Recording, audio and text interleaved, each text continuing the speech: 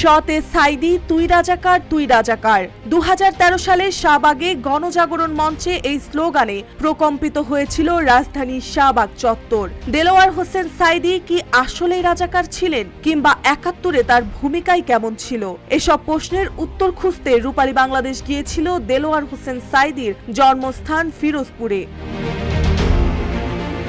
সাইদির জন্মস্থান ইন্দুরকানী উপজেলার মুক্তিযোদ্ধা ও সেক্টর কমান্ডার মোহাম্মদ মোশাররফ হোসেনের দেওয়া তথ্যে রীতিমতো তাজ্জব বনে যেতে হয় যে সাইদির বিরুদ্ধে রাজাকারের মতো জঘন্য অপরাধের অভিযোগ তিনি নাকি মুক্তিযুদ্ধের সময় পাকিস্তানিদের হাত থেকে রক্ষা করেছিলেন কয়েকজন নারীকে। ওনার পক্ষে বিপক্ষে যে সমস্ত কথাবার্তাগুলো বলা হয়েছে এগুলো সমস্ত ব্যক্তি স্বার্থে, এটা কোনো এবং ওনাকে হেয় প্রতিপন্ন করার জন্য, ঠিক আছে, কিন্তু অরিজিনালি এ ধরনের কোনো ওনার ছিল না বা উনি ছিলেন না। RICL TMX, যুগের পর যুগ স্থাপনা থাকে মজবুত। ইন্দুরকানী উপজেলার সাবেক এই সেক্টর কমান্ডার জানালেন আরো অনেক তথ্য। মেজর জিয়া বলছে যে উনি একজন ভালো লোক, উনি স্বাধীনতার বিপক্ষে উনি কোনো কর্মকাণ্ড করেন নাই বা কোনো কর্মকাণ্ডের সাথে ছিলেন না।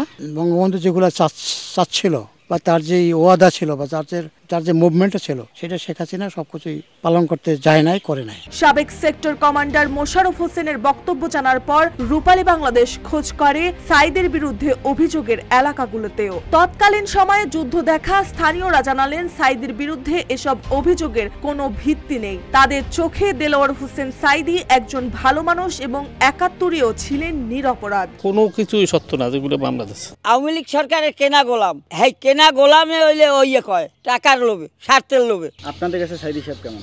যথেষ্ট ভালো। মানিক প্রসারী, মাহবুব, এই দুইজনই সাইদের বিরুদ্ধে ছিল এবং আরো লোক নিতে চাইছিল অনেক, যে এর নামে সাক্ষী দিতে, কিন্তু কেউ স্বীকার হয় না যে আমরা তার নামে মিছে সাক্ষী দিতে পারবো না। আর এই রাস্তাঘাট যা দেখতেছেন সবই তার হাত ধরে। তাকে একবার দেখার জন্য মাঠে অধীর আগ্রহী ছিল মানুষ।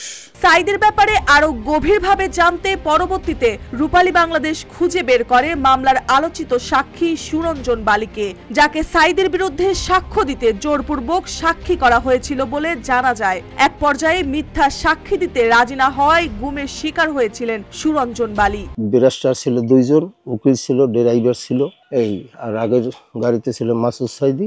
আমাকে গাড়ি দেখে উনি কোর্টের সামনের গিয়ে আটকাই ফেলেছে। আটকাইয়ে তো গাড়ি থামাইয়া আমার ওই গাড়ি দিয়া লামাইয়া সাদা পোশাকদারীরা আপনার হিন্দে ধরেন 10-12 হাত নিয়ে মুখ কালা আপনার টুপি দিয়ে মুখ আটকাই ফেলাইছে।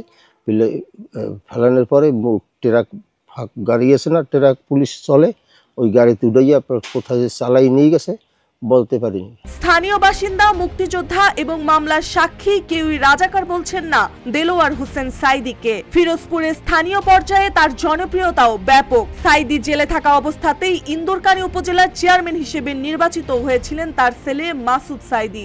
সারা দেশে যাকে রাজাকার হিসেবে প্রচার চালানো হয়েছে, সেই সাইদিকে রাজাকার বলে আখ্যা দেওয়ার মতো একজন লোকও খুঁজে পাওয়া যায়নি ফিরোজপুর জেলায়।